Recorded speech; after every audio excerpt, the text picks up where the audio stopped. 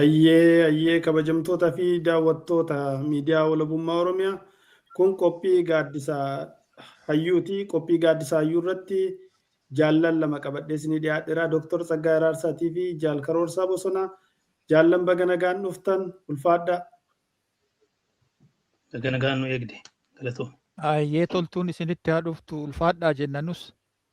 Ayyee ulfaadhaa galatooma. Egaa yeroo dheeraa walirraa turre irraa amma immoo deebinee dhufnee baga nagaan dhuftanii egaa guyyaa har'aa kana haala yeroo irrattii fi wantoota tokko tokko jiran irratti ni mari'annaa. Qophiin keenya bifuma itti fufetti jira. Haa ta'u mee Dooktar Tsaggaayee irraan eegala. Dooktar Tsaggaayee yeroo ammaa kana PP'n duula nu filannoo marsaa torbaffaa jettee geggeessu jirti. Duula marsaa torbaffaa kana keessatti gama biraatiin waraanni kallattii adda addaatiin itti deemaatii jira. Haa ta'u immoo duula marsaa torbaffaa kana keessatti yeroo darbe dhimma Finfinnee irratti waan dubbatamaa ture tokkotu qilleensa kanarra naanna'u jira. Dooktar Biraanuu Leenjisoo gaafii Finfinnee isa gaafatame irratti waan Finfinnee kana akka tokko tokkotti mee dursayyuu Biraanuu Leenjisoo kun eenyudha? Afgaaffii kanarratti mee Biraanuu Leenjisoo eenyu? Biraanuu Leenjisoo mootummaadha bakka gaafii inni deebiin inni waan sana godhe irratti immoo maal agarsiisuudhaa fi akkamitti hirmaate mee waan sanarraa waan nuun jettu yoo qabaatte dhageessirta jedheetuman abdii qaba. Waan addunyaa guututu beeka waan ta'inni Finfinnee Oromiyaa irraa fuudhanii duula nu filadhaa ammoo Finfinnee sinirraa fuune nu filadhaa ammoo nuti jedhu qabeenya Oromoo biyya Oromoo Oromiyaa irraa fuudhanii nu filadhaa jechuun kun maal argisiisaa? Filannoodhumti kunis kan akkamiiti? Biraanuu Leenjisoo kun immoo eenyudha? Dooktar. Bareedaadha. Gaaffii bareedaa na gaafatte. Filannoo marsaa torbaffaa jedhanii amma geggeessuuf tattaafachaa jiru. Biyya san keessa gam tokkoon jijjiirama filnee jijjiiramni sun ce'umsa fidee bara duriirraa bara EPRDF irraa ceenee jirraa sirni jijjiirama hoogganaa jirraa jedhu. Gama biraatiin ammoo akkuma itti fufiinsa qabaatee as gaheetti marsaa torbaffaa marsaa jahaffaa jechaa filannoo geggeessaa jiru. So ce'umsi hin jiru jijjiiramni hin jiru jechuudha. Sirnichuma duriitu hanga ammaatti itti fufaa jira. Sirnichi kun garuu cabee ture. Akkuma yaadattu bara 2020 irratti kan godhamuu qabu akka seera heera mootummaa biyya sanaatitti didameet 2021 irratti geggeessanii seeraan ala jechuudha. So wanti godhamaa jiru hundi waa'ee humnaati malee waan filannoo dhugaa, waan uummata hirmaachisu, waan fedhii fi faayidaa uummataa irratti hundaa'ee warra uummata geggeessu kan ittiin filatani miti.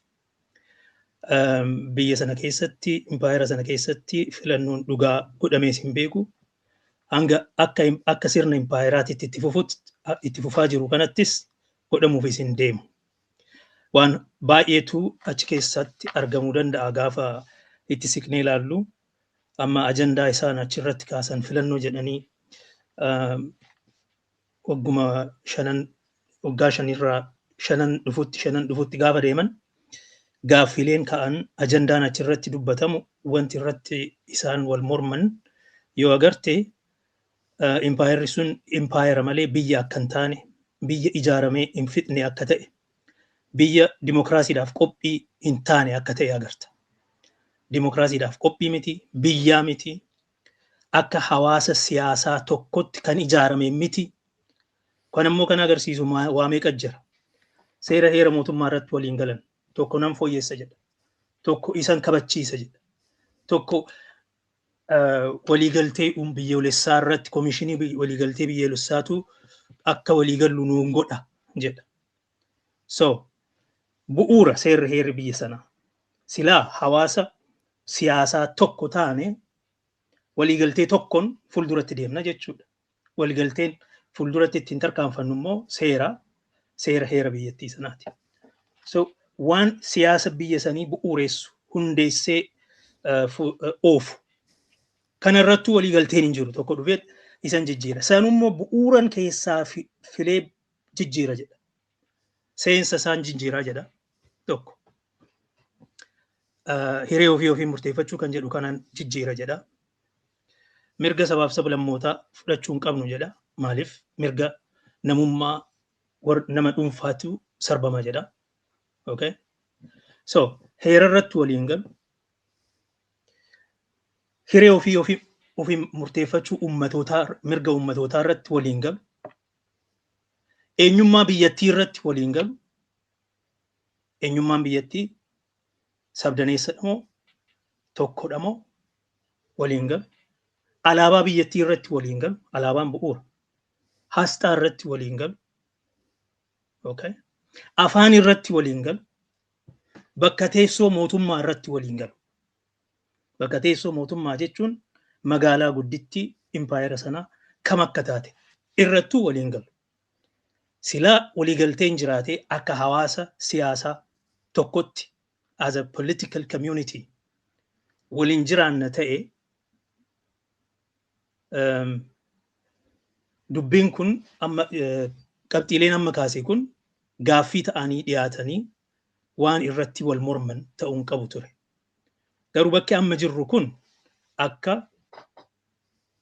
hawaasa siyaasaa tokko akka hin taane, akka biyya tokko hin taane, akka waan bu'uuraa irratti waliigalteen hin jirre, akka biyyattiin sirnaan akka biyya tokkotti ijaaramtee hin fixamne, hin dhumne waan agarsiisudha.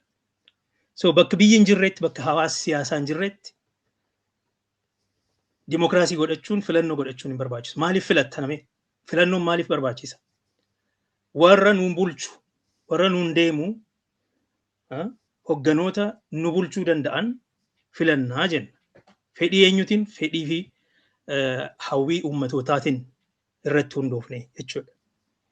Warri nu bulchuu akkamiin nu bulchuu gaafa jettu haala dimokiraatawaa ta'een bulchuuf deemuu jechuudha. Now biyya waloo waliin hin qabnu maal eenyutu maal bulchuuf deema kan jedhu waan nama gaggaafachiisudha. So impaayera keessatti filannoonis ta'e for that matter federalishinis waan adda addaa yaaduu dandeessa, sirna adda addaa. Sun hundi impaayericha jiraachisuudhaaf biyya hambisne jedhu miti warri bilisiginnaa. Impaayera lubbuu itti horanii jiraachisuudhaaf akka hin cabne, akka hin bittinnoofne godhuudhaaf waanuma deeman malee waan gara biraati miti. Filannoon silaa kan gaggeeffamu hawaasa siyaasaa tokko bakka uumametti, biyya tokko kan waloo bakka qabnutti, afaan tokko, afaan biyyoolessaa, at least afaanota ittiin fayyadamnu irratti gaafa waliigalle, waliigalteen hin jiru. Tokko dhufeet baay'een godhaa jedha, tokko dhufeet waan adda addaa jechaa turan. Amma filannoon gaheef warri Izeemaa fa'aa afaan biyyoolessaa goonaa, afaan Oromoo fi afaanota tokko tokko kan biroos jechaa jiru. Garuu kanaan dura waan jechaa turan waan beeknudha hundi isaanii. Kanaaf afaan tokko hin qabu, biyya waloo tokko hin qabu, okay? Seera heera mootummaa irratti waliigaluu hin qabu, okay? Seerata principles irratti waliigalu, organizing principle. Hiree ofii, waa'ee mirga hiree ofii murteeffachuu sun by the way bu'uura dimokiraasiiti. Uummanni hiree ofii murteeffata jechuu irratti yoo waliin galle filannoo godhuun maaliif barbaachisa? Because waan uummanni murteessu irratti hundaa'e ani filamee uummata san bulcha jechaa dhufteet immoo uummanni garuu hiree ofii murteeffachuu qabu. Mirgi kun haqamuu qaba. Mirgi kun nu diigaa, okay? Nu facaasaa jettee gaafa dubbattu biyyattiin biyya otoo hin ta'in akka impaayera taate, akka mana hidhaa taate arguu dandeessa. So uummanni uummataa miti kan filatu. Warra of filee dhufeetu jaran laala nuun filadhaati, nutu siin geggeessaa, garuu nutu bakka karaa fedhen siin oofa. karaa fedheen because wanti isin fayyadu baay'een hin jiru as keessa namichi maanni bilisummaa fi walqixxummaa hoggana jedhu amaan shuggee tokko dhufee maal jedhee fedhii jaarmiyaati malee fottoquun baabiyyummaan fedhii namoota dhuunfaa fi jaarmiyaalee adda addaati malee fedhii uummataati miti jedhee dubbata. Okay, fedhii uummataa yoo hin taane kan mirkanaa'uu danda'u yoo uummanni of ibse qofa. Kanaaf ammoo mirgi hiree ofii murteeffachuu is adda durummaadhaan seerrata jabaadha. It is a fundamental organizing principle. So, kun tokko waan bu'uura biyya waloo, seera waloo, okay, eenyummaa waloo, afaan waloo, bakka teessoo mootummaa, magaalaa waloo irratti walii gallu tokko hin qabu. So maal eenyutu eenyuun bulchuuf filannoo jetta. Fedhii eenyutiin suni I think faallaa guddaadha. I think rakkoo guddaadha. Kana tarkaanfataniit bira darbanii akka hin jirretti godhanii walitti dubbachuu barbaadu. Garuu gaaffiin ka'u Izeemaarraayis jaarmiyaa bilisummaa fi walqixxummaa ofiin jedhu sanas PP irraayis adda bilisummaa Oromoo irraayis kan ka'u akka biyya hin qabne waan agarsiisudha. Hundi isaanii wanti jechaa turan. Tokko marii biyyoolessaa karaa komishinii marii saniin gaggeeffamutu nu furaa jedha. Tokko seerri heera mootummaa biyya kana keessa jira gaariidha nu bulchuu danda'a garuu hin raawwatamne isaaf qabsoofnaa jedha. Tokko isaan jijjiiruuf barbaadaa jedha. Okay. Tokko immoo dhufee lakki sabaaf sablammoonni hiree ofii murteeffatanii jiraachuu qabu yoo fedhan biyya tokko ta'anii warra biyya sana keessa jiran wajjin walii galanii yookiin immoo biyya ofii isaanii jaarratanii jiraatu. Amma kolonii keessa waan jirruuf kolonii kana kiyyoo kolonii kana ofirraa cabsuu qabna jedha. Sun jechuun impaayeriittiin cabuu qabdii jechuudha. So gaafa kana dhageessu uummanni kun dhugumatti waa'ee siyaasaa waa'ee aangoo fudhatanii biyya bulchuu haala biyya ittiin bulchan waa'ee imaammata adda addaa fidanii dubbachaa jiru moo waa'ee biyya hambisuu fi biyya jigsuu irratti dubbachaa jiru. Maaliif biyya hambisuu fi biyya jigsuun maaliif waa'een kun immoo waa'ee jiraachuu fi dhabamuu ta'a biyya kana keessatti maaliif eenyummaan rakkoo nageenyaa securitized ta'a gaafa jettee gaafattu impaayera keessa jirra. Impaayera kana keessatti filannoon gaggeeffamu isuma performance jedhamu malee performative shoora akkasii qaba malee waan biraan qabu. Haa ta'u immoo achirratti wanti dubbatame tokko waa'ee Finfinnee kana. Among many other issues gaaffilee adda addaa hedduutu dhiyaatee jira. Federalizimii, seera heera mootummaa, hiree ofii murteeffachuu, eenyummaa, mirga waloo, mirga dhuunfaa, ofiin bulchuu, magaalaa Finfinnee kana hunda irratti haasaan godhame. Gaaffiin kun gaafa dhiyaatu Finfinneen kan eenyuti jettu gaafa jedhamu Dr. Biraanuu Leenjisoo PP bakka bu'ee Finfinneen kan Oromooti jechuu dadhabeet Finfinneen kan uummattoota biyya san keessa jiran hundaati jedhee dubbate. Kun ergaa akkamii dabarsaa uummata keenyaaf gaafa jettee gaafattu? Well, Opiidiyoon sodaattuu akka taate agarsiisa. Opiidiyoon waan hin gurgurre akka of harkaa hin qabne agarsiisa. Opiidiyoon seerrata tokkollee ejjennoo tokkollee dhimma tokko eenyu kamiyyuu irratti akka hin qabaanne agarsiisa. PP fi Opiidiyoon tokkuma jedheen waan amanuuf maqaa waliin dhahaa jira. So, wanti ergaan inni dabarsu tokkoffaani PP'n yaadan qabdu ejjennoon qabdu jechuudha. Gara kibbaatitti gaafa deeman yookiin immoo Oromoo bira gaafa dhufan magaalaa keenya bakka nu cabsanitti cabsinee jenna. Gaafa warra biraa bira gaafa deemnu immoo kan hunda keessaniiti jennee dubbanna. Ejjennoon qaban maal qabu yoo jette gareen PP jedhamu kuni akka jaarmiyaa siyaasaatitti ilaalchas yaadas ejjennoo sin qaban uumamarraa kun rakkoon laal. Gaafa uumamee aangootti dhufu maal jedhan? Gaaffiin Oromoo gaaffiin siyaasaa Oromoo hundi deebi'eera jedhan. Gaaffiin gaafatamuu qabu. Isinoo maal gootu ree yoo gaaffiin deebi'e eenyuuf qabsooftu maaliif qabsooftu maal gootu asii jettee gaafachuu qabda. Waggaa 27 guutuu gaaffiin Oromoo deebi'eera. Warra dhuunfaatatu akkanumaan warra burjaa ofii isaaniitii aangoo barbaadaniitu biyya shoror keessa malee gaaffiin Oromoo deebi'eera jedhee waggaa 27 guutuu namni Oromoo gaaffii gaafate hundi abaa'oo jedhamee mana hidhaatti darbama, shororkeeffama, rakkoo adda addaa keessa darbaa ture. Amma immoo dhufan gaaffiin qeerroo gaaffii keenya jedhan fudhatan. Garuu akkuma achirra bahaniin gaaffii Finfinnee awwaalan. Kakatanii nuyi akka Oromootti hin qabsoofnu ammaachi. Akka biyyaatitti warra biyya hambisuudha. Seera heera mootummaa adda nu qoqqoodu kana hin jijjiirra. Warri jedhanii dubbachaa turan isaan.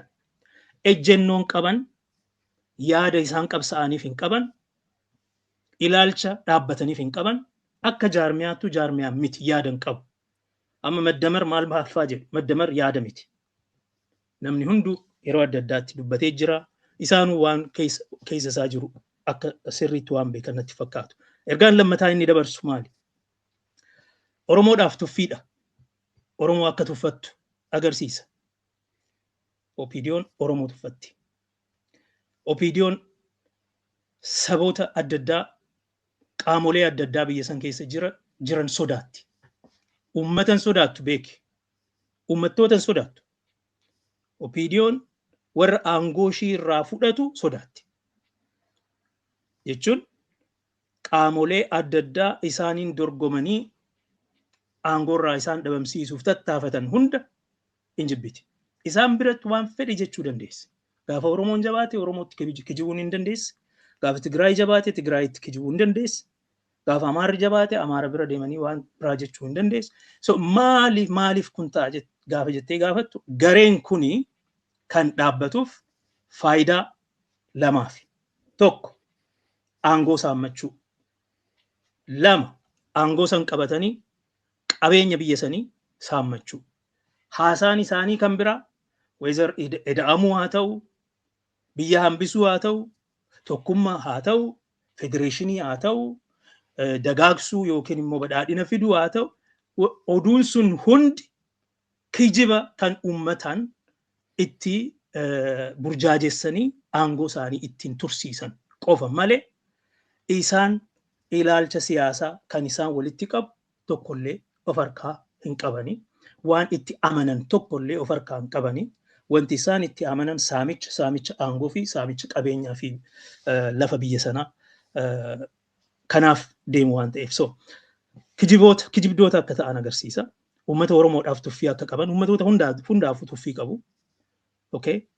Qaamolee Oromoon ta'in garuu akka sodaatan kana agarsiisa. Akka Oromootti ofitti akka namanan yaada Oromoon adeemuun fidanii Oromoo biratti jaalatamanii filatamanii uummatoota biroommoo ofitti hammatanii tarkaanfachiisu warra ni dandeenya jedhee amanu miti. Dandeettii akkasiis hin qabani. Yaada biyya ittiin tasgabbeessanii bulchaniis hin qabani. So impaayirummaa irratti rarra'aniit biyya hambisu, uummata fixaa biyya hambisu irratti deemu jechuudha. Yaada biraa takka ittiin dabalee asumarratti dhaabaa irra ittiin deebi'a. Biyyi sun amma lola waraanaa guddaa keessa jira. Amaara keessatti lola jira. Oromiyaa keessatti lola jira. Lola waraanaatu jira. Tigraay har'a moo boru moo iftaan jalqaba jedhamee eeggamaa jira. Sanuu immoo filannoonuu biyya san Tigraayin dabalatee kan godhamu miti. Because Tigraay keessatti gaaffii haqaa, gaaffii daangaa, gaaffii bajataa, gaaffii adda addaatu jira. Waliigalteen Pretooriyaa irratti waliigalame sun totally diigamee irraanfatamee jira. So waliigalteen wal waraansa dhaabuu kan jedhamu sun hafeetti amma wal waraanuuf qophaa'aa jiru.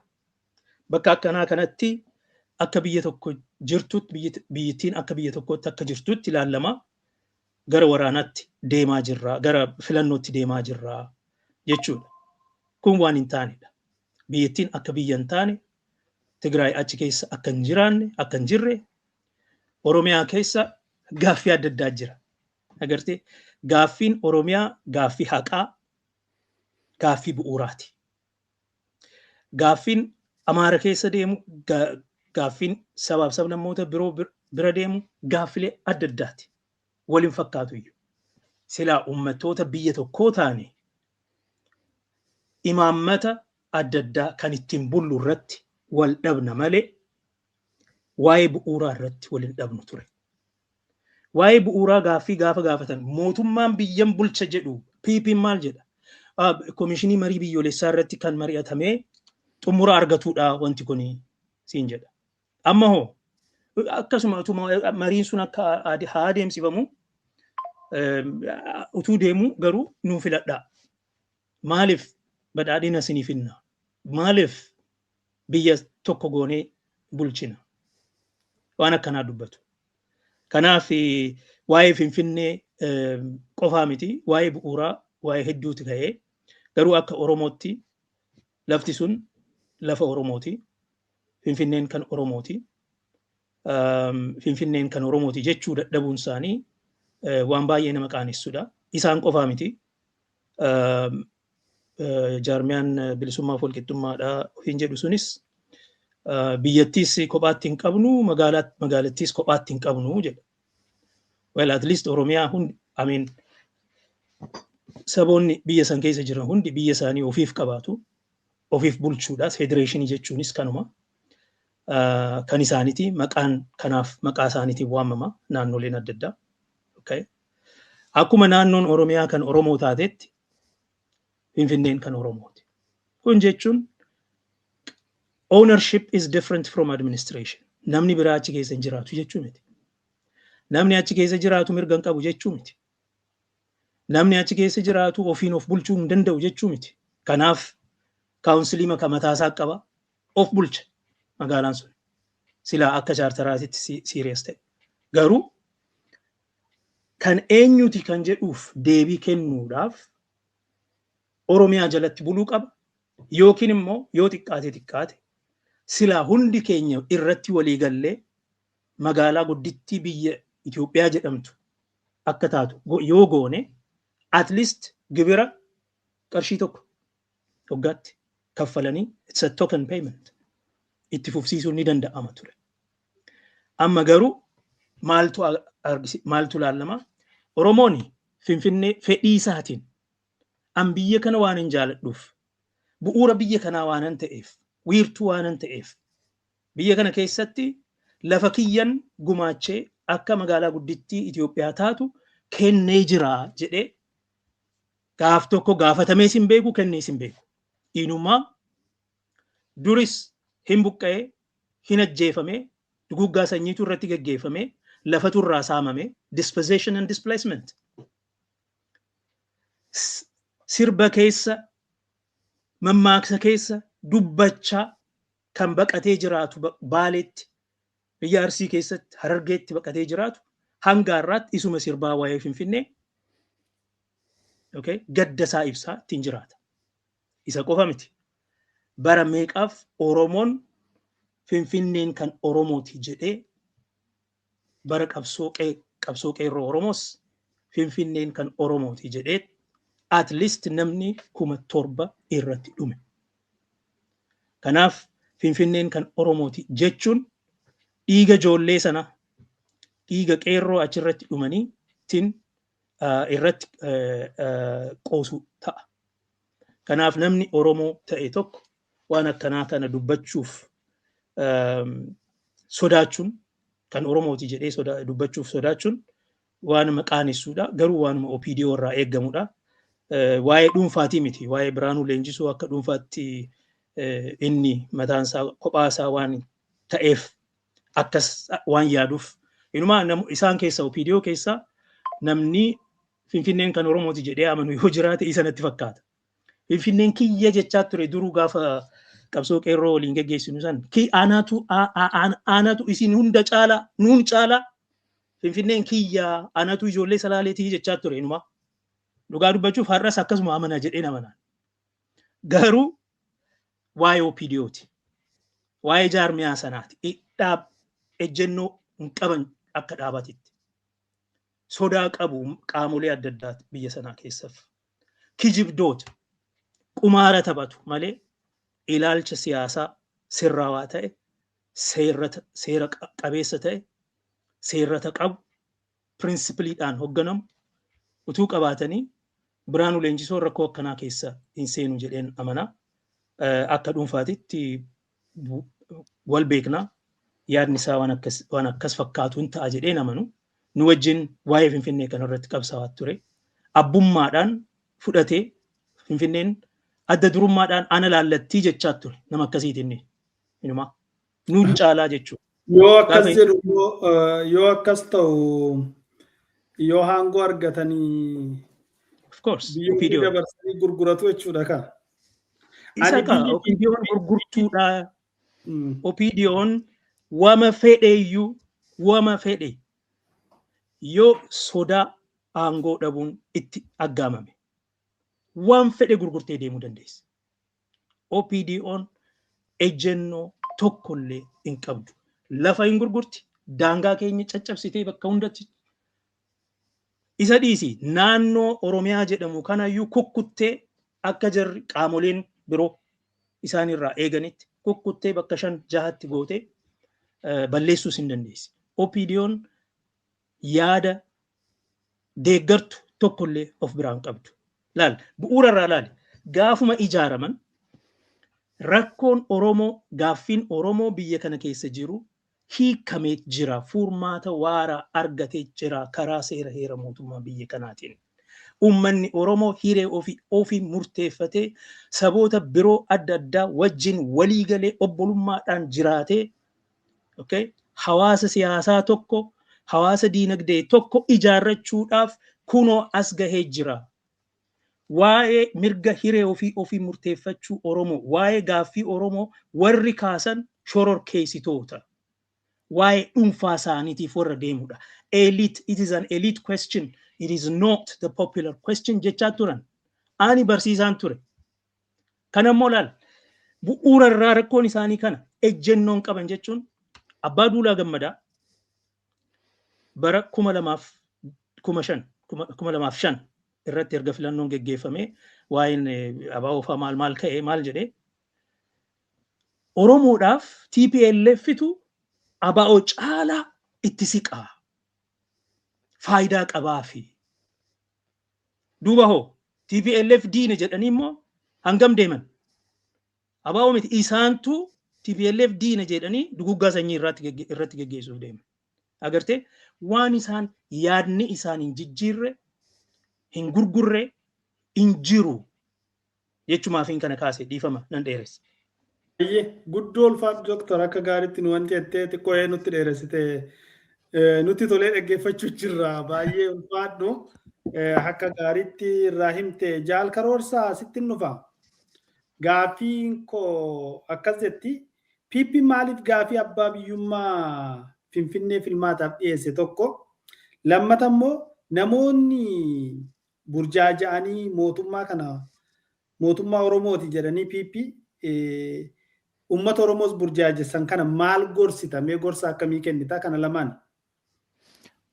Hayyee ulfaadhu jaalchicha Dr. Tsaggaayeen bal'inaan kaasee maalummaa OPDO akka gaariitti ibsee jira. Anis kanarratti ka dabaluu narra jiraatu tokkoffaa Dr. Birhaanuu Leenjisoo nama dhuunfaadhaan dorgomee miti. Independent ta'ee walaba ta'ee nama dhuunfaan dorgome osoo hin ta'in. Indaraasee jechuun haa jennuun mislanee yookiin afaqalaatee akkasitti Oromoon akkasitti hubate gaariidha. Afaqalaatee mootummaa OPDO yookiin bilisiginnaati. amma namoonni tokko tokko miidiyaa hawaasaa sooshaal miidiyaa kanarratti akka waan dogoggorri kun kama Dr. Birhaanuu Leenjisoo ta'etti akkasitti gad xiqqeessuu barbaadanii kuni qalaxa kuni saaxilamuu qaba. Dr. Birhaanuu Leenjisoo PP bakka bu'eetiin dorgommii kanaaf dhiyaatee wanni inni bakka bu'e immoo imaammata PP'n qabu, tarsimoo PP'n qabuu fi kaayoo PP'n qabu ibsee jechuudha. Ijjannoo PP'n qabu ibse jechuudha. Gama biraatiin PP'n namoota akka Dr. Birhaanuu Leenjisoo kana ergitee jala garagaltee irratti ololti. Waan akkasiisan illee agarree jechuudha. Gaafuma inni ijjannoo biltsiginnaadhaa Finfinneen sabootaa fi sablammootaati jedhee inni dubbatu as jala garagalanii Finfinneen teessoo mootummaa naannoo Oromiyaati jedhanii irratti ololuu jechuudha. Faarsee bulaa kanarrallee irratti bobbaasanii irratti ololchiisanii jechuudha. Ani kun waan gaariidha. Barnoota guddaa namoota Oromoo kanneen akka Dr. Birhaanuu Leenjisoo kana hedduutu jiru isaan kun. Baay'eetu jiru. Tokkoffaa biltsiginnaan namoota kana namoota sabboonummaa Oromummaa haa xiqqaattullee of keessaa qaban, adda bilisummaa Oromoo wajjin tuttuqaa qaban, isaan kana akka buqqee cabxeetitti darbatanii itti gargaaramanii gatanii jechuudha. Namoonni akkasii hedduutu jiru. Amma wannoo keessa Oromiyaa keessa impaayera kana keessa lachurraayyuu kufan, lachurraayyuu hongaan jechuun hin danda'amu. Kan mooraa Oromoo keessallee turuu hin dandeenye, ta'uu hin dandeenye, biltsiginnalleen akka warra eenyu Kibrat kana, Daani'el Kibrat kana fudhatama hin arganne, yeroo baay'ee jarri kun balbaluma biltsiginnaa kana dhadha'uu jechuudha. Oromoon maymaakaa waa fixa, jechaan waa fixa, arrabaa miti, burxawalaa jedhaan, kalachurraayyuu kufe. Murnoonni akka barnoota guddaa ta'uu danda'a. Kalachurraayyuu kufe, kalachuu dhabe jedhaan yookiin walabadee jedhaani. Maaliif biltsiginnaan namoota kana walabadee gootee, burxawalaa gootee, itti gargaaramtee humna isaanii beekumsa isaanii irraa fudhattee achi boodaan akka buqqee cabxeetitti furgugiiffattee gatti. Kanarraa barachuu qabanii. Namoonni akkanaa hedduutu jiru. Murtuutti akkanaa hedduutu jiru. Yeroo ammaa kana sagalee qawwee dhaamsina jedhanii warri asii fi achi deeman, deddeeman hedduu argaa jirra. Isaan kuni tuuta akkasiisanii tuuta amma biltsiginnaanii OPDO'n itti gargaaramtee keessaa xuuxxee akka aloo alanshitee darbatte kana barachuu qabanii. Mee tasuma urga OPDO'n biltsiginnaan aangoo irratti baate namoota sabboonummaa Oromummaa qaban jettu, namoota adda bilisummaa Oromoo wajjin tuttuqaa qaban jettu, namoota qabsoo qeerroo keessatti qooda gurguddaa gumaachan jettu halaalatti ofirraa fageessite jechuudha. Halaalatti ofirraa fageessite. Isaan haa kajeelanii, isaan haa balbala itti dhadha'anii. Tasumaayyuu balbala hin banneefi jechuudha. Kanarraa barachuun baay'ee barbaachisaadha jedhee yaada. Karaa biraatiin kuni OPDO'n biltsiginnaan ijjannoo hin qabdu akkuma Dr. Tsaggaayeen gadi bal'inaan ibse. Kun immoo gantummaa hiriyaa hin qabne. Har'a namni Oromoo tokko jaarmenni ani jaarmaya Oromootii ufiin jedhaa ture. Oromoo burjaajessaa ture. Mootummaa Oromoottu aangoo irra jiraa biltsiginnaan Oromoodhaa jedhaa ture. Har'a afaan maaliin Finfinneen kenna miti, Finfinneen ka Oromootii miti, ka sabootaa fi sablammoota Itoophiyaa keessa jiraniiti jedhe afaan kamiin kana dubbata. Kun uf saaxilee jechuudha. Amma nama biraati miti ka isa saaxilee biltsiginnaa maalummaa isa. Afaan ufiitiin biltsiginnaan Oromoo keessaa bahee jechuudha. Gama tokkoon Oromoon olgaloo sabaa gadigaloo nyaaphaa jedha. In qulqullaa'e. Olgaloon sabaa sabboonaan Oromoo har'a gara sabaatitti mooraa qabsoo Oromootitti dhufa sila. Har'a ka agarru immoo gadigaloo ka Oromoon jedhuun sun arrabaa miti wanni kun jechoonni kuni warra nyaaphatti gale jechuudha. Warra Oromoo keessaa deemee nyaaphatti qulqullaa'ee nyaaphatti gale jechuudha. Santu ta'ee hin qulqullaa'ee jechuudha. Waan gaariidha. Eebba abaarsa fakkaattu. Maaliif bilisiginnaan burjaajii haga ammaa uume golgaan haga ammaa maaskiin inni itti Oromoo kaartaan saddiiqni inni ittiin taphatu irraa mulqamee jechuudha. Kanaafuu waan gaariidha jedhee yaada'ani. Eebba abaarsa fakkaattu jedheetan yaada. Karaa biraatiin PP'n mootummaa nafxanyaa haarawaa ta'uu isaa ifatti mul'isee of saaxilee jechuudha. Waa'ee Oromoo ajandaa Oromoo PP'n tasuma hin qabu. Ka warri haga ammaa ajandaa Oromoo harkaa qaba PP'n OPDO'n ajandaa Oromoo harkaa qaba gaafii Oromoo deebisa jedhee obsaan eeggataa ture hirmii baafachuu qaba. Maaliif torba gara galchitee warri dadhabdes obsitee torba gara galchitee reef aanaa torba gara galchanii awwaalan jedhee amma hirmii baafachuu qabda. Ajandaan Oromoo tokkolleen hin jiru. Dr. Tsaggaayeen reefuu tana himeera. OPDO'n akkamitti ijaaramte? Bilisiginnaan har'aa OPDO'n kaleessaa akkamitti ijaaramte? Daddabiit keessatti ani Goojjam keessa ture yeroo isiin ijaaramtu hordofaa ture. Jibbaa Oromoo irratti, jibbaa adda bilisummaa Oromoo irratti faallaayyuu miti faallaan jedhuun an kana. Mormalleen jedhuun yookiin masaanulleen jedhuun yookiin immoo morkattulleen jedhuun opponent adversary illeen jedhuun kan jedhuun diina hinikkaadha. Naasaa jedhaan Oromoo. Naasaadha. Ibiddaa fi citaa yoo wal bira keette waliin deemuu hin danda'u. OPDO'n kaleessa bilisiginnaan har'a sabboonummaa Oromummaa wajjiin deemuu hin dandeettu. Jibbaan isiin adda bilisummaa Oromoof qabdu sabboontota Oromoof qabdu kafayyuu miti. Gara cagginoo qoraamalaatitti saayikolojiitti jijjiiramee jira. Cagginoo ka jedhu kun foobiyaa ka jedhu sani. Cagginoodha afaan Oromootiin jibbisiisa Oromoo waan Oromoo jibbisiisu, waan ajandaa Oromoo jibbisiisu, waan adda bilisummaa Oromoo jibbisiisu dhukkuba saniin dhukkuba qoraamalaa yookiin saayikolojiitiin qabamte jechuudha. Sanirraa fayyuu hin dandeettu. Kanaafuu wanni ani warra haga har'aa OPDO yookiin bilisiginnaan gaafii Oromoo deebiftii ni jijjiiramtii mooraa Oromootitti deebitii jedhu akka jaarmaatitti tasumaayyuu hin jiru. Akka jaarmaatitti jechuu kiyya. Jaarmayichi OPDO kaleessa bilisiginnaarra diigamuma qaba. Impaayera wajjin diigamuma qaba. Isa fayyisuun hin danda'amu. Quqqurculleen hin danda'amu. Sussuppilleen hin danda'amu. Garuu namoonni sabboonummaa quuqama sabboonummaa Oromummaa qaban bilisiginnaa keessa hin jiran jechuu miti. Hedduutu dhibbaan lakkaa'amuu danda'u, kumaan lakkaa'amuu danda'u. Garuu akka jaarmayaatitti OPDO'n bilisiginnaan dhaaba nafxanyaa haarawaati, mootummaa nafxanyaa haarawaati, mootummaa nyaaphaati, paartii nyaaphaati. Ragaan qabatamaan kana caalu waan hin jirree fi warri obsaan haga har'aatitti achi jalatti maaliif kajeellaa naa bu'a jettee jeedalti kajeeltee jedhan waan kormaa tokko. Waan akkasii san dhiisuu qabdu.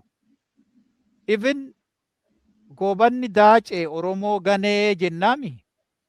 Goobanni daacee sobameet in sobame actually. Haga har'aatittuu awwaala isaatuyyuu bakkeen inni jiru hin beekamu sobamuun isaa kanatu mirkaneessaa jechuudha. Akkuma goobana daaceettuyyuu gantuu akkasiiti jedhanii wal bikkuun wal bira kaa'uun hin danda'amu bilisiginnaa. Bilisiginnaan gantuu hiriyaa hin qabne jechuun hin danda'ama.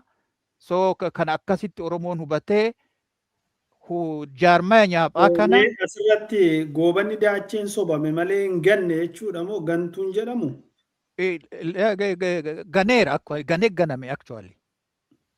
Maaliif federeeshinii ijaarraa jedhaniiti waan tokko jala qabanii naareetiivii lamatu jira waa'ee goobana daacee kanarratti. Tokkoffaa in sobamee ka jedhu jira. Tokko lakki gantumaa ganeetumaan akkas ta'e lamaanuyyuu laaluun hin danda'ama.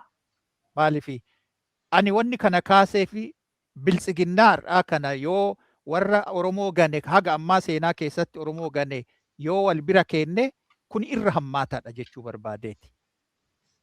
Kuni ka hiriyaan qabneeyyuu seenaa Oromoo keessatti murna akkasiittu nama akkasiittu Oromoo gane jennee kana bira kaa'uyyuu ka ifatti Finfinneen handhuurti Oromiyaa biyyiti Oromoo Finfinnee keessaa muranii kan diinaatti kammoo sabaa fi sablammoota jechuun kun gama tokkoon gantummaa agarsiisa. Gantummaa hiriyaan qabne agarsiisa. Haga har'aatitti qabsaa'onni Oromoo falmattoonni Oromoo maaliif dhiiga isaanii dhangalaasan lafee isaanii caccabsan?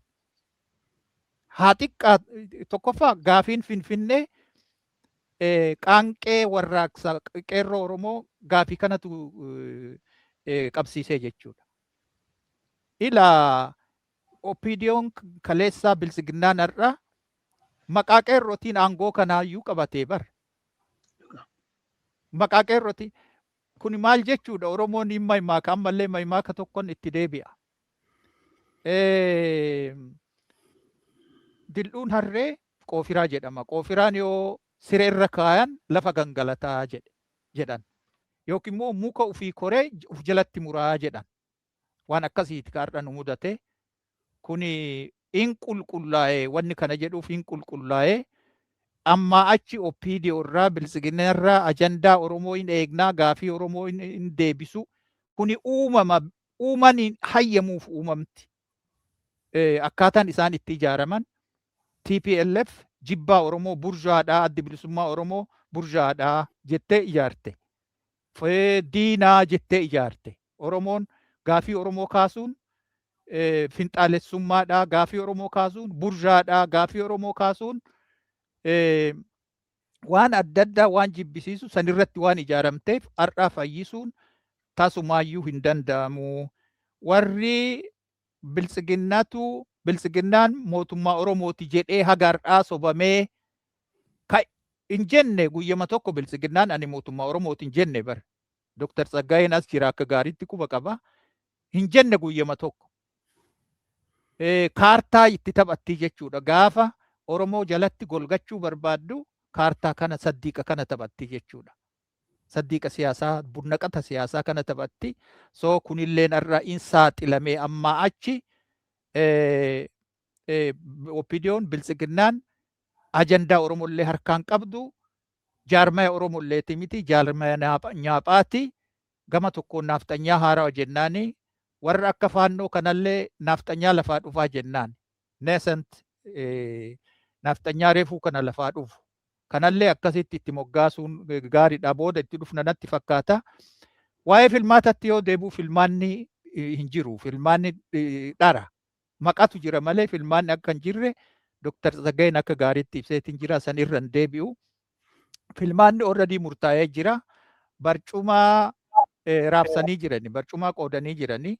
Warra keessattuu jaarmayoonni akka biltsiginnaatitti maalummaa isaa identity isaanii akka jaarmayaatitti beekamee fi tokko abini ka jedhamu sani biyya Amaaraa keessatti dorgoma. Kalammataa Izeemaadhaa Finfinnee keessatti dorgoma. Kanaaf parsantii 15 fi haga 20 kennaniifii jirani. Warri biraa ka akka dhuunfaan yookiin murnaan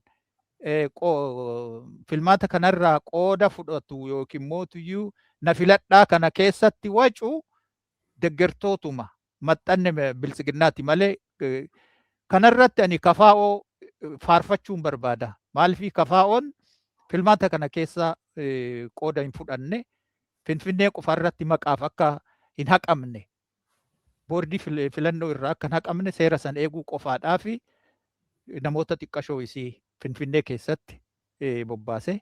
Kanaafuu irraa uf qoqqobe jechuudha. Kabajaa guddaa fi hin qabaa fi warri achi keessatti qooda fudhate maqaa fedheenuu haa ta'u. Maqaa adda bilisummaa Oromootiinis haa ta'u. Maqaa jaarmaya biraatiin deggertuu biltsiginnaati jechuudha.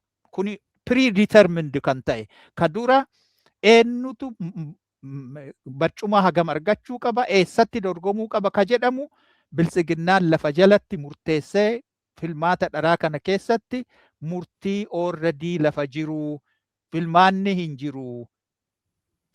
Waa'ee Finfinneetii fi filmaata wanni walitti qabsiisaniif bakkeen itti dorgomanuu hin jiru jechuudha Finfinnee yoo ta'e malee. Kana Dr. Tsaggaayeen karoorsa akka namoonni adda bilisummaa Oromoo keessa adda bilisummaa Oromoo Finfinnee jiru keessa jira waa jedhanittis ta'ee akkuma nus argaa jirrutti yoo osoo adda bilisummaa Oromoo bifa sanaan dhiyaachuu baate ajandaan PP kun akkanatti qullaa'ee namaaf ifa ni ta'a jettee ni eegda. Ammoo akkamitti yaadda? Bifa lamaanin laalaa jedha namni tokko. Tokko filannoon haqaa hin jiru deeggartoota PP'n immoo akka waan isaan deeggarteetti yookaan akka waan isaan dimokraataa isaan fakkeessuudhaaf jecha adda bilisummaa Oromoo dhaqee nan laala bifa tokkooni. Gama biraatiin immoo wanta keessoo PP jiru sana akka inni bahee alatti mul'atu otoo gaafiin akkasitti ka'uu baate inni mul'ata namatti wanti kun namatti waan argisiisu kanuma jedhuuf. Dr. Tsaggaayeen asirratti na gargaara ta'a.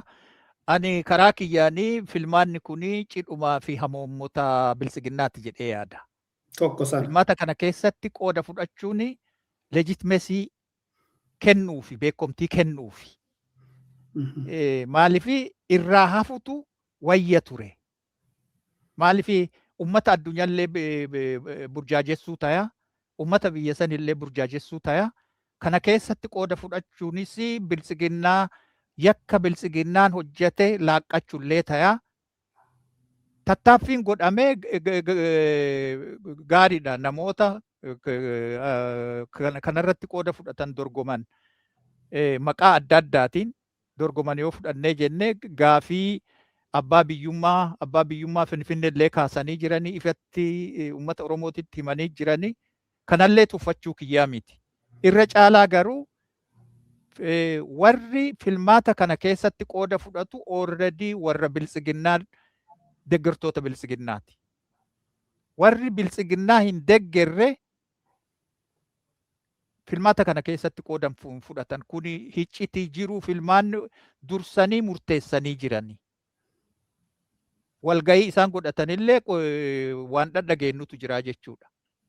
Kanaafuu ani wanni jechuu barbaade kun ijjannoo kiyya kun ilaalcha kiyya filmaata kana keessatti qooda fudhachuun yakka bilisiginnaan haga har'aatitti uummata Oromoo irratti hojjetaa ture san beekumtii kennuufi. Mee asumarratti gaafii tokko sii dabala. Waanuma kana wajjin wal qabsiistee naafittu dhiifama Dr. Tsaggaayee wanta wal fakkaatuuf hundeen gaafii Oromoo maali? Fakkeenyaaf Oromoon adda bilisummaa Oromoo qabsoo Oromootiif yeroo hedduutti walabummaa, bilisummaa, birmadummaa Oromiyaan fida haqa Oromoon deebisaa jedheeti warreen achi keessatti hirmaataa turaniifiyyuu yeroo adda addaatti warra filannootti hirmaatan omaa sobaa amaamota wayyaaneeti jechuu ture adda bilisummaa Oromoo. Tokko hundeen gaafii Oromoo maali? Oromoon maal argachuudhaaf dhiiga isaa dhangalaasee lafee isaatti caccabse? Filannoo akka kanaa keessatti dhaqee sobamuudhaafi moo fuulduratti waan kanaan wal qabatee silaa abaawoon maal gochuudha qaba ture? Filannoo sobaa keessatti hirmaatee uummata ittiin barsiisuudha moo filannoo sobaa keessatti hirmaatee akkuma amma jedhametti amaamota PP ta'uudhaaf immoo biyya akkasii keessatti amma fakkeenyaaf otuma mo'ame Abiyyi Ahmad aangoo dabarsanii itti kennaatti amanee seenee adda bilisummaa Oromoo. Isa kana wal qabsiisiti mee akka waliigalaatti waan kana waan yaada kee deeggaru natti fakkaate gaafiin koo. Hayyee ulfaadhu gaafii jabduu gaafii biraatiin walitti naa hiite hedduu ulfaadhuun jedhaa gaafii jabduudhaa hundeen gaafii Oromoo maali ka jedhu hundeen gaafii Oromoo sirna kiyyoo impaayera Itoophiyaa hundeen buqqisuudha cabsuudha. Filmaata keessattis qooda fudhachuu miti impaayera Itoophiyaa keessatti ani gaa adda bilisummaa Oromoo keessatti ilkaan buqqifadhee yeroo dheeraa keessa ture qabsaa'ota hedduun argee ka jiranis kan dabranis guyyama tokko impaayera Itoophiyaa keessatti filmaata geggeessina ilaalcha jedhu aniin agarres hin dhageennes. Kanaafuu gaafiin Oromoo sirna gabroonfataa impaayera hundeen buqqisanii ummata bilisoomeen biyya walabaa keessatti mootummaa demokraatawaa Riippaabilika Oromiyaa ijaaruu ka jedhu sagantaa siyaasaa ganamaati ka bakkalchi qabatee gadiin bahe. 1976 ragga'e jechuudha. Sanirra jira. Kana yoo jennu yeroo baay'ee walabummaa, bilisummaa, birmadummaa ka jedhu kana jechoota sadeen isaan kana xiqqoo isii babbaysuun barbaada. The three sovereignties babbaysuun barbaada. Walabummaan takkooyyeedha. Yoo jennu maal jechuudha takkooyyeedha yoo jennu mirgi hin shasharafamu. Mirgi Oromoo walabummaan hin shasharafamtu jechuudha. Biyyiti Oromiyaa hin shasharafamtu. Fakkeenyaaf Finfinnee amma yookiin Dirree Dhawaa yookiin magaalota Oromiyaa keessaa luluqqisanii keessaa bubuqqisanii chirichaar of dhiyeessuun hin danda'amu jechuudha. Monolitik.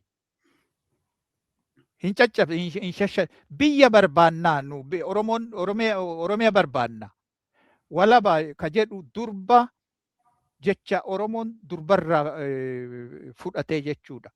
Durba hin tuqamin ka dhiirti gudeeda isii dhiirti keessa hin seenin virgin ka jedhamu isaan walabaa jechuudha. Biyyitis walabaadha. Hin cicciramtu, hin mummuramtu. Daangaan isii garaachi isii duudaadha akka durba duudaati. Walabummaan takkooyyeedha. Walabummaan lamooyyeedha. Lamooyyee yoo jennu impaayera koloneeffataa Itoophiyaa lafarratti diignaa jechuudha. Biyya walaboomsinaa Oromiyaa walabaa ijaarraa jechuudha impaayera diigne. Kana jechuun lafarratti decolonizing the empire jechuudha. Itti aansinee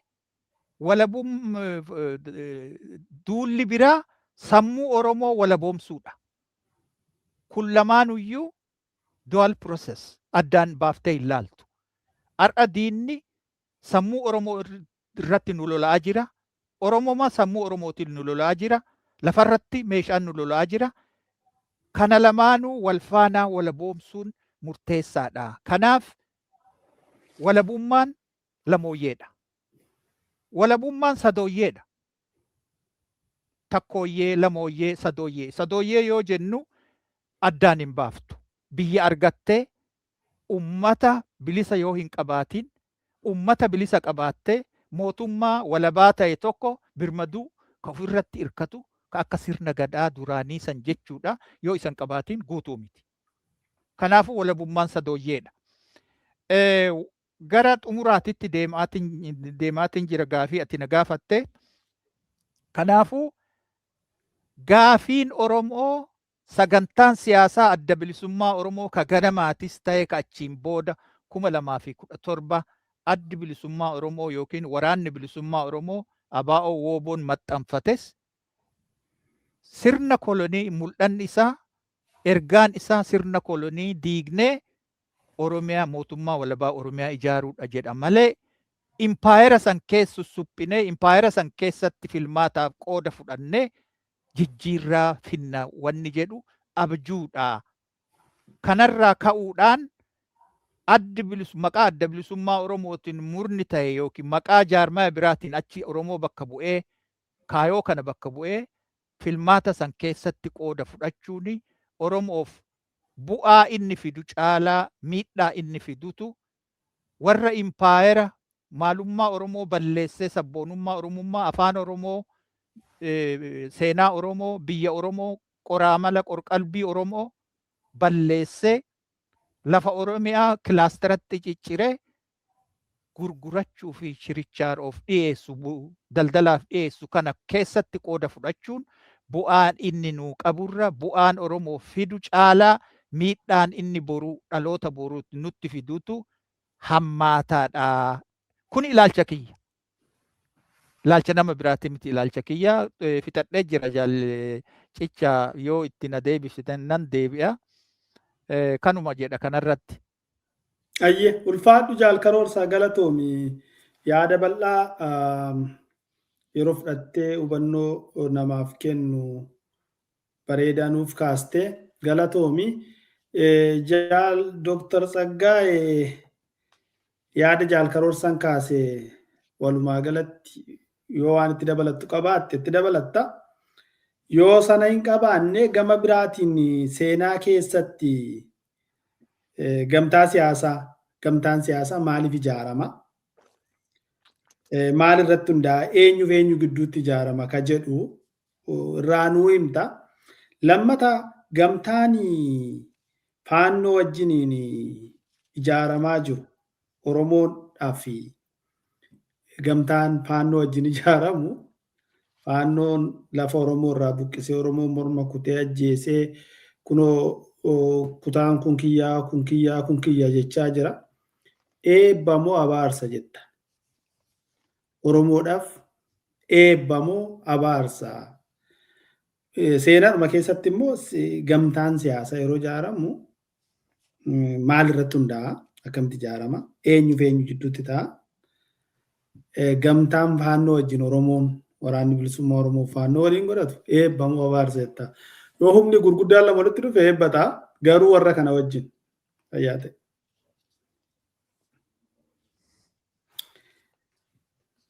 Maayikiin okay. Ayyee galatoomii gaaffii jajjaboo gaafatte.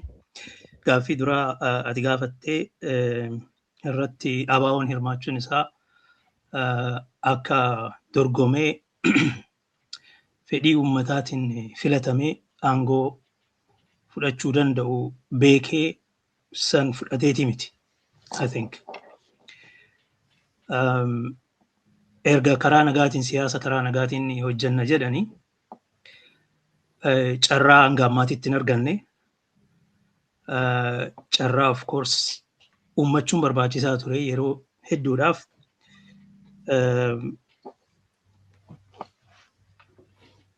Siyaasni karaa nagaa carraan isaa cufamee ture jennee amannaa nuti. Kanaaf qabsoo karaa qawweetiin geggeessaa jira ABO'n. Garuu jarri kun siyaasa karaa nagaatti taphannaa jedhanii biyya galan. Yeroo baay'eedhaaf karaa nagaatiin siyaasni godhamu hin jiru. Mee maal gochuuf jirtu? Yoo carraan hin jiraanne immoo carraa san banachiisu banuudhaaf carraa san uummachuudhaaf maalitti socho'aa jirtu? Silaa ofiifuu mana hidhaatti guurramtanii wanta ofii keessan of baraaruu isin dandeessisu iyyuu gochaan jirtanii. Kanaafuu maal godhaa jirtu jechaa qeeqaanitti turre. Haa ta'u immoo amma filannoon dhufee gaafa jedhamu I think waa lamaaf itti jiru jedheen amana malee filannoon haqaa filannoon dimokiraatawaa ta'ee hin gaggeeffama jedhanii amananii yoo injifannees jijjiiramni hin dhufaa aangoo fudhachuu dandeenya biltsiginnaan dhiisteen nurraa galtii jedhanii yaadaniiti akka hin taane naaf gala. Tokkoffaa carraan isaa kana amma argameera. Carraa kanaan maal godhuu akka danda'an of agarsiisuu qabu. Lammata yoo kanarratti hin hirmaanne seeraan ala ta'anii jiraachuu hin danda'an biyya san keessatti seeraan galmaa'anii jechuudha. I think tooftaadhaaf itti seenanii tooftaa isaan jiraachisu akka qaama siyaasatitti. Kan lammataa I think dirree siyaasaa hanga ammaatti cufamee ture kana carraa banamtee kanaan dirree siyaasaa kana keessatti tapha akkamii taphachuu akka danda'an uummata isaaniitiif ibsachuun barbaachisaadha jedhanii waan itti seenan natti fakkaata. I think wanti achi keessatti godhame kunis gaariidha natti fakkaata. Kun hin baasaayii kun Oromoo gaaffii Oromoo bu'uurarraa deebisuu danda'aayii impaayera sana bu'uurarraa buqqisuu ni danda'aayii akkaan yaadutti hin danda'u. Kana gochuun hin danda'amu. Garuu karaa qawweetiin qabsaa'uu hin dandeenyu hin barbaannu karaa nagaatiin nu baasa jedhanii erga fudhatanii biyya san keessa seenan okay haala akkamiitiin kaayyoo isaanii bira gahuu kan jedhu isaantu ofii isaaniitiif murteessa jechuudha. Karaa nagaatiin sochoofna jedhani okay hanga ammaatitti carraan hin jiru ture. Ani immoo gaaffiin kiyya hanga ammaatitti ture maalinni carraan hin jiru maal gootu achi keessa gaafa jennu well carraan cufamee jira. Okay so karaa nagaatiin falminaa jechuun maal jechuudha? Okay hin danda'amu jechuudha. Gaafa jennu yoo jiraate ittiin fayyadamta. Yoo hin jiraanne hin uumtaa jechuudha uummata kakaaste. Dirree siyaasaa keessa yoo hin jiraanne huyyuu alarraa immoo waan karaa nagaatiin godhamu hunda hin yaallessi hin dandeenye jedheen isaan qeeqaa ture. Amma carraan kun argamee jennaan immoo karaa kanaan itti seenanii jiru. I think akka jaarmiyaa biyya san keessatti seeraan galmaa'ee jirutti wanti isaan godhan mootummaa kana falmuudhaafis sirna impaayeraa kanas cabsuudhaafis sirna koloneeffataa akkuma isaan jedhanii bakka bu'aan isaanii jedhe sanatti koloneeffataa kana sirna kolonii kana ofirraa cabsuudhaafis hin danda'u jedhee ani hin amanu. Garuu wanti gaariin isaan godhan maalinni ajandaa Oromoo bakka qabachiisu. Ajandaan Oromoo haasaa biyya sana keessa haasaa siyaasaa biyya sanaa keessatti akka jiraatu gochuun carraa kanaan fayyadamanii inni I think ofii isaatiin injifannoo tokkodha jedheen amana. Akka jaarmiyaatitti akka jiraatan gochuunis waa'ee tooftaati. Kun kaayyoo wajjin waliin qabatu. Ani kaayyoo bilisummaa, walabummaa, birmadummaa Oromoodhaaf mirkaneeffachuudhaaf kaayyoo mirga abbaa biyyummaa gonfachuudhaaf kan jedhu.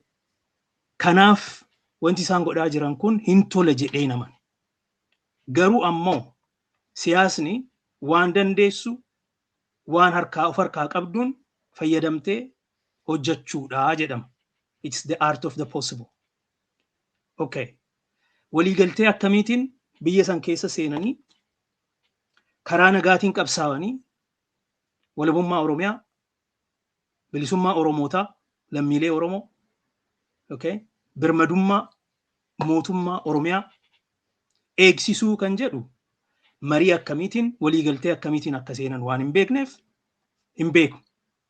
Erga seenanii garuu kaayyoo sana qabataniiti falmaa jiru moo jijjiirataniiti biyyumti kun hin tolti.